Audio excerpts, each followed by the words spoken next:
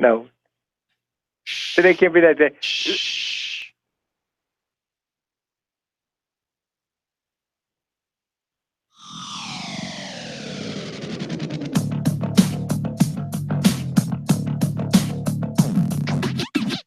Excited much? A little fired up. You ready to do this? I'm ready. Hey now, it's the Rob from 106.1 Kiss FM here with my tag team partner in podcasting who is ready to get this podcast started. Ramblin' Jerry Valeri. What? Oh, that is awesome. What'd you get there? What is that? I didn't even know they made that. They make the wacky inflatable Bayley, guys. And, of course, my daughter needed one when we went to the house show. And I thought, what better day to bring it in than today? That's cool. So is it like, do you like blow it up with your mouth, or is it already like what? Yeah, so it comes with a little tube, and you stick the tube in there, and then you blow it that way. And then it seals itself. You know, it's a little deflated from what it was when we first had it, but it's fun. She keeps it in her room. I snuck in her room this morning on my way to work, and I grabbed it because I was like, well, I need to bring this in. A very appropriate day to bring this in. I was debating internally whether or not to call this episode Bayley Wins the WWE Women's Championship, which is the one I decided on, or if I wanted to call it Chris Jericho and Kevin Owens break up at the what was it called? The Festival of Friendship. Interesting that both could have ended the show. Yeah. Boy, I've got thoughts on both of these things. I took a lot of notes last night. Last night, I feel like a lot happened. And not to take anything away from Naomi, and it's not really her fault, but I resent the "you deserve it" chant for her. Oh my God! Bayley, yeah, and boy, Bayley deserves the "you deserve it" chant. I got into a few people disagreed with me on that point. And again, it's not Naomi, and I'm not saying Naomi doesn't deserve it, right? But that chant is special and should only be used. Yes. At like the most cherished moments. And I just I don't have those like fond Naomi moments, and I'm not trying to rain on her parade. And I mean, I do think she's a worthy champion. I don't think she's better than Alexa Bliss, but I mean, there's certainly been worse women champions over the past several years. But she that was just not right. I don't know. I'm just with you on that. I am. Bayley definitely deserves that chant. Well, we're going to get to that because I have really mixed opinions about the way Raw went off the air last night. Okay. A lot of negative ones. You want to work to it? You want to get to it? Yeah, let's work our way. Do you want to start at the top of the show and work up? I don't know if we have enough time for that, but let's do that. Let me go through my notes here if we could, and sure. Cut me off if you feel the need to if I miss something or whatever. Go for it. The first note I have is kind of a dumb one, but so I love wrestling because, so I'm referring to the New Day segment here towards the top of the show. So we have these super secret plans for an ice cream machine or whatever they were cooking up over there. Right. Which in and of itself is ridiculous. But I think it's great that you got the crowd chanting, "We want ice cream." Right. They're constantly finding ways to get people invested in them with a new thing, whether it's trombones, cereal, unicorn horns, and now ice cream. I mean, they're really geniuses. So we've got these super secret plans for this ice cream machine. So what do you do when you have super secret plans, something very important? You, of course, bring it to ringside when one of your friends is wrestling. That's why you have to love wrestling. Well, that is one of the reasons why you have to love wrestling. I was explaining it at the dinner table before Raw to my son. I was like, it's wrestling. So here are some constants. Whenever there's a wedding, someone's going to land in the cake. And whenever there's a festival of friendship, someone's going to get beat up. Don't even say, whenever there's a cake, it's not for eating. It's for throwing. And these are reasons why I love wrestling. Yeah. And last night had them all, including the ice cream bit. These are the things that make me wonder, why doesn't every human being love wrestling? So you had that.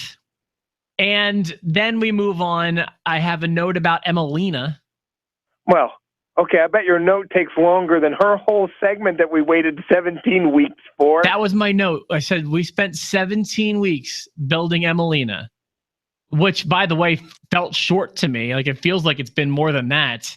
17 weeks. I mean, can you think of a wrestler who ever had 17 weeks to build his or her debut or re-debut or whatever you return, whatever you want to call it? 17 weeks. When Triple H returned in 2002 in Madison Square Garden, he did not have 17 weeks promoting this. When Bill Goldberg came the first time, did not have 17 weeks promotion. Nobody has had 17 weeks of vignettes to lead up to them. The longest one I can think of before this was the Y2J clock, and that wasn't 17 weeks. My gosh. And then so when this 17-week thing culminates, when it reaches its apex, when it has its climax, this should be something fantastic.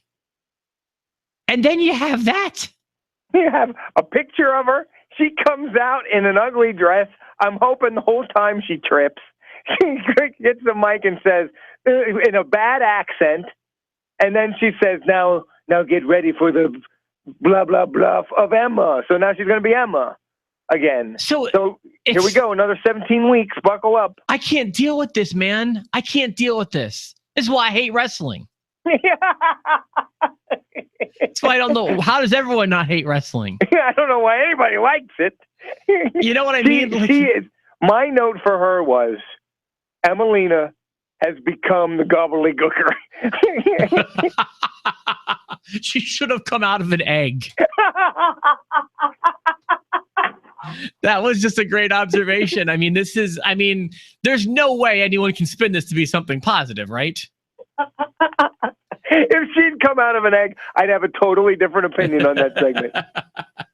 So, I mean, and then also, remember, when this pays off, when the whole thing, the dust settles, and she's Emma, or she's Emmalina, or she's the Emily Gooker, or whatever she winds up being, at the end of the day, this isn't Asuka, this isn't Bayley, this isn't Charlotte, or Sasha, or Becky. It's effing Emma. It's Emma. Remember that, everybody. Not even Molly Holly. She just goes like this. That's what she does. You know what I mean? It's not good. I'd rather see Dana Brooke. She steals iPads allegedly, or whatever, cases or whatever they were. Do you remember that story, or is that news to you? It's news to me. She got popped stealing something from like a Walmart. And I think it was like an iPad cover. Great. But allegedly. iPad-alina. So let's move forward because we have limited time and so much to get to. Just a quick note. I know that as they spent a lot of time building Roman and Strowman. I don't have words to express how badly I want Strowman to just job out Reigns and Reigns to go away. I know it's not going to happen. I want him to crush Reigns. I was upset. We didn't touch it. It was the opening segment. I was upset that they're using the tag champs as fodder for Reigns to go over in a handicap, pretty much. Boy, and I thought that was odd that, like, it felt weird to me that the team challenged the solo guy to a handicap match. I feel like someone else needs to do that, or the solo guy needs to do it, you know?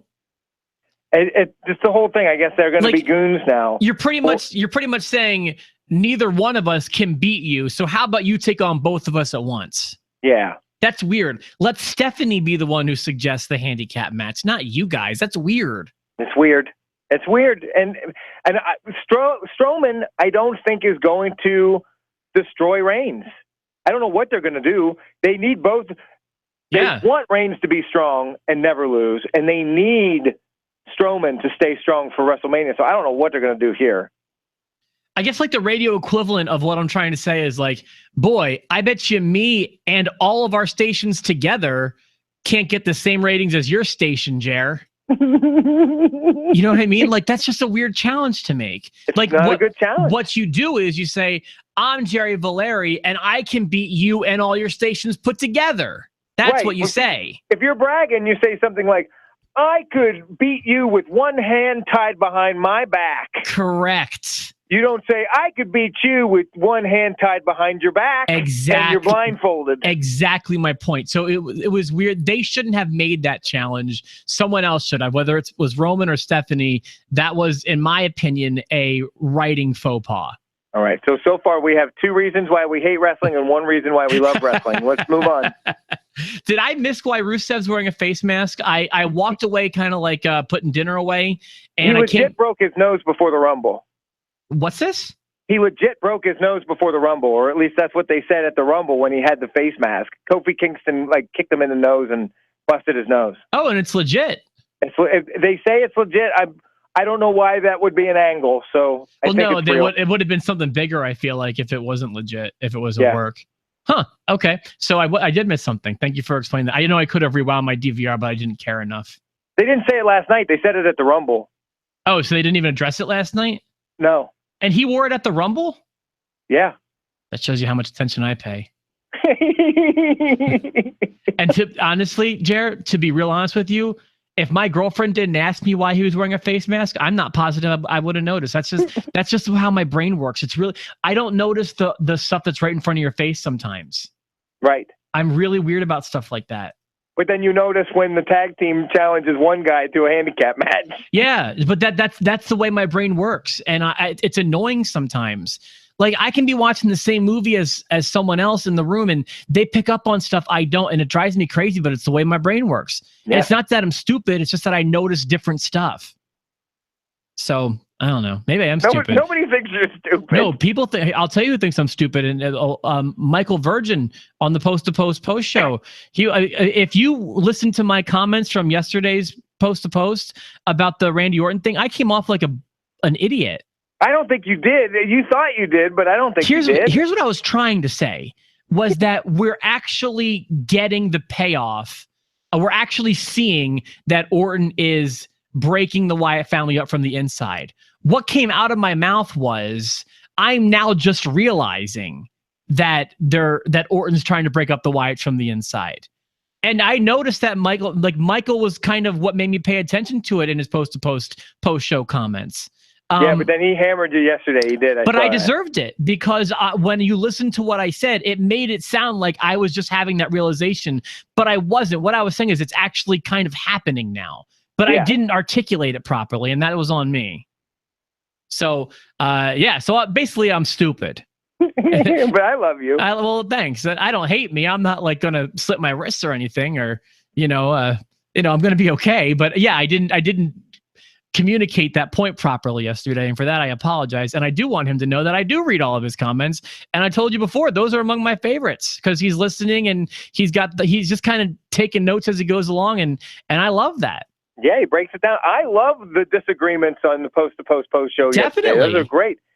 Yeah, that's another thing I love about wrestling is that everyone can watch the same show and have different opinions. Yeah, absolutely. I agree. It's what makes this show good too. I love when the post show especially gets these disagreements. So there was that, and I do apologize for communicating. By the way, I also want to remind people this show takes place, the live Post to Post, and when we record these on YouTube, this takes place right after I wake up at 4:00, and then I'm on the air for 4 hours doing a show, and it can be mentally draining. Like, communicating can become difficult after you've been doing it for a long time. We're both shot after the shows. I got to tell you, it's a tough time to do a show like this, but this is really the only time it fits into our schedule. So, I had a big old brain fart that came out of my mouth yesterday, and I apologize for that.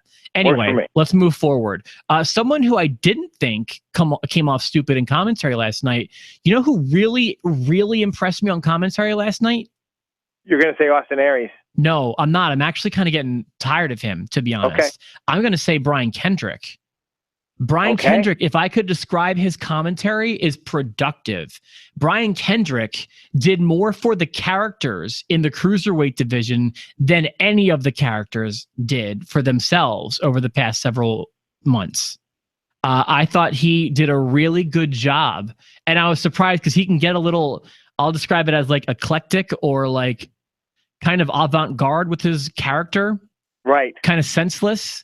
And he was focused, and he got people over, and he made me care about not just what was going on in the ring, but with every cruiserweight wrestler. He gave you something. Like, one line I love was like, he said, like, I guarantee you right now there's one cruiserweight wrestler playing video games, two of them are on their cell phone on social media, and like that really explained characters more so than any other way we have so far. And you don't need long drawn out segments to do it. You just need, that's what an announcer is supposed to do. It's supposed to fill in the blanks, not hammer stuff down your throat, but fill in the blanks. I feel like Austin is trying really hard to be funny, and while I liked it, like the he made first me giggle last night. I can't remember what it was, but he gets a couple lines in there. Well, when people try really hard to be funny, occasionally they're going to hit, but they're also going to miss too. And then I feel like adversely, Corey Graves has funny thoughts, but a tough time delivering them. Graves is growing on me. I don't love him, but I think the lines that he does nail, I do like. Like, you know how Larry David and Jerry Seinfeld were kind of like writing partners on Seinfeld? Yes. I feel like Corey Graves is more the Larry David, and, you know, to the Jerry Seinfeld. Like, he's got funny ideas, but isn't good at conveying the message. Right. In my opinion. So, and then this is coming right after I couldn't convey a message in the last episode. So, well, the cruiserweight stuff, I didn't fast forward anything but commercials yesterday, so I watched it from front to back. Me too. And I did enjoy Raw as a whole. The cruiserweight stuff was good to me, and I thought the Neville Gallagher stuff, I like that. I like that feud. I think that's a good one. I do think that the cruiserweights had a good night last night. I agree. All right, I've got a bunch of notes on the Festival of Friendship. If you're ready to move on to that. I'm ready to go. That had me laughing. It had me tense. It had me cringing in a good way. Yeah, and to me, that those are good comments, and I don't mind getting the ball rolling by saying I love the segment. I thought it was absolutely amazing. I agree with you 100%. So let me go through my notes here, and then we'll just kind of discuss it as a whole, because it got a lot of time. It got 2 segments. In fact, I thought that the commercial in the middle was awkwardly placed, but, you know, it had to happen, I guess. Jericho handled it perfectly because he just paused. You're going to get. And then they go, you do a commercial break, and it comes back, and he's still in the same position. Boy, you know, I didn't even pick up on that. You know, again, that's something that, although that's not like a glaring in your face thing, but yeah, that's a subtle touch. That my first note is, how can you not love Jericho? How can you not love Jericho? I believe it when he says at the end, and he's all emotional, that this is the best time he's having the most fun. I believe he means that. Yeah. You can tell he's just living his life out there. He's loving it. He's dancing with the girls. Watch this guy march to the ring and tell me he's not having fun at work. That was just stupendous. So I made a note at the beginning of the segment just to remind myself and to remind the viewers. I said it last week. There's no way that they can survive the Festival of Friendship. Right. There's no way. But I will say this to their credit. At the tail end, right before Owens gave Jericho a gift, they had me going. They worked me too. I thought he was giving him a scarf. They had me going. And like I said, I really thought this was going to be the day of the split, which it was. But I would want until Owens had a gift for Jericho. I was like, you know what? This is just another segment to build their friendship. But they had me going. What a heartbreaking reveal that was. Absolutely. It was heartbreaking. He was like, well, why is my name on the list? And then he pulls it up and he does it perfectly. The man's a genius. He knows where the cameras are. He just slightly, without being obvious, shows you the list of KO, and then your heart breaks. Yes, and they spent all this time reminding us about their friendship and how much we as viewers love them and how much Jericho loves Owens like a puppy. And it was just extremely well done. I really was happy with it. And how much would you pay for your own copy of The Creation of Kevin? I would love that poster. That was really nice. Although I thought you were going to say because I got an email yesterday from WWE. They are selling the list of Jericho. That's a product you can buy. I think it's like a notebook or like a kind of thing, but you can buy one now. So you can get shirts that say you just made the list. No, they got the actual. You can buy the list of Jericho now. But you're so right. And the camera work, Jericho's ring awareness and the camera awareness, and it played out like a movie. And boy, it made me happy. I mean, like I don't want to see them split up, but they nailed a home run, I thought, last night. They did a great job. And it's kind of welcome back to that brutal Kevin Owens that we have not seen since he became champion. That's the Kevin Owens that destroyed Sami Zayn in NXT. That's the Kevin Owens that came into the WWE and beat John Cena right away. That's that brutal fight Owens fight that he was, and power bombing him into the apron, putting him through the television screen.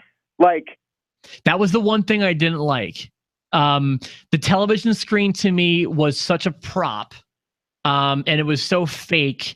And I hated, like you talked on the last episode about how they're being a little liberal with their "You Deserve It" chants, their Holy S chants. That TV was so gimmicked, you could tell before it even broke that it was just a piece of paper or whatever it was with a little piece of fake plastic over it or whatever. But I like how it wasn't just a beatdown, Rob. It was like a send you to the hospital. It was a send you to the hospital.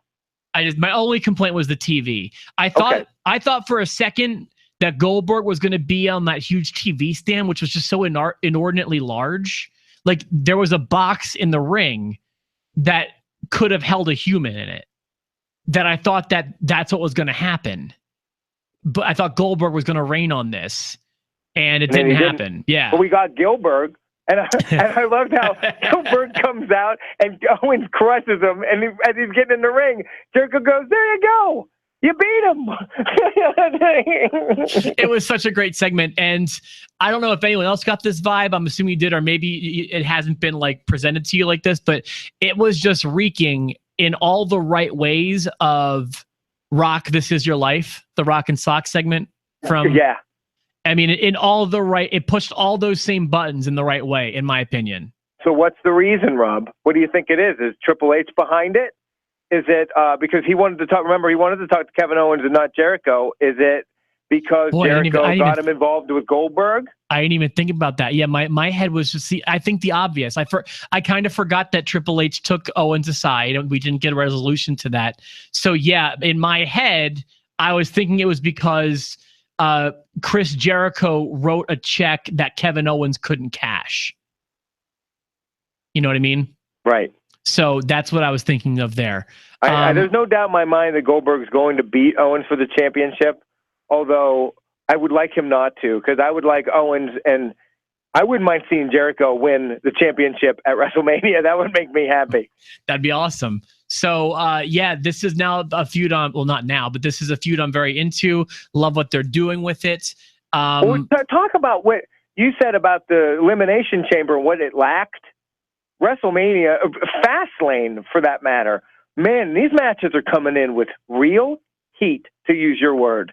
I mean, like, think of some of the matches that they've built up Owens and Jericho since September. They've been building Seth Rollins and Triple H for a year and a half. Remember, those are WrestleMania matches, though. They're not even Fastlane matches. I know, that's real heat. Yeah, but even Fastlane's got some heat. Like, Roman and Strowman has some heat.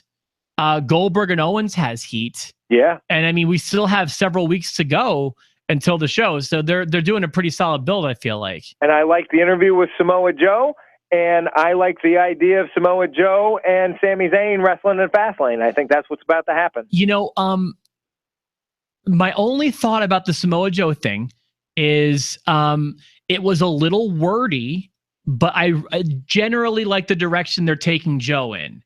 I think that Joe can talk. And I mean, like, I feel like his character should be like one of those silent monster types, like a Lesnar almost. Right. And I don't mind him talking, but I don't think he should be doing on and on and on talking. Not that he can't. He's capable. I know I've come down on Joe before. He's a fine talker. But his character right now should be that of the muscle, as opposed to a guy who's explaining himself, in my opinion. And I love his music. I do. No, he's being handled very well right now. This is the direction he should be. He should be the tough guy who, when we see him, we kind of get those Lesnar vibes. Yeah. And that they're doing that right now. So I'm totally in. They advertised the match for next week. Boy, can't wait to see Braun Strowman take on the Big Show.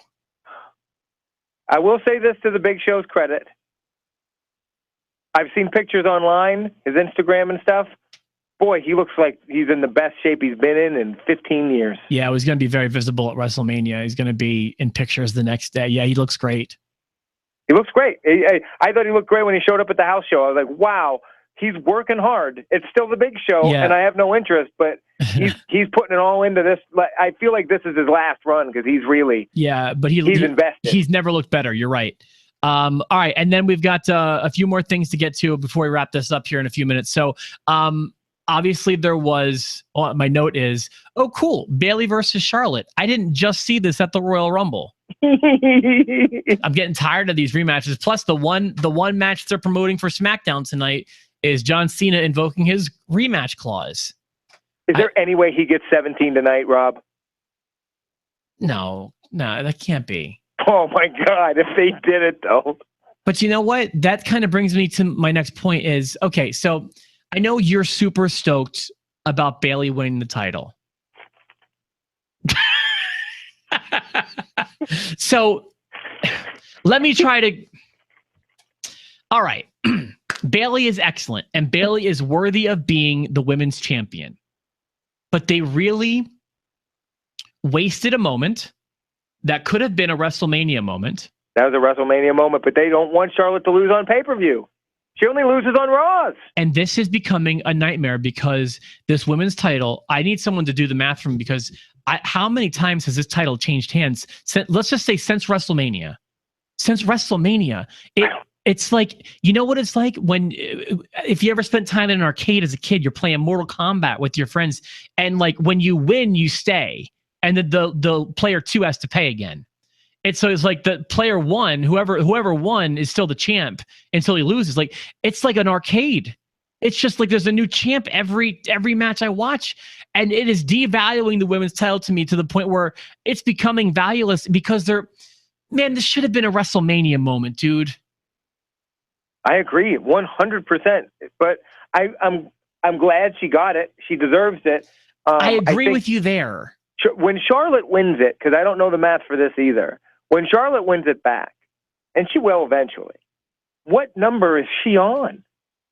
She's chasing her dad's record.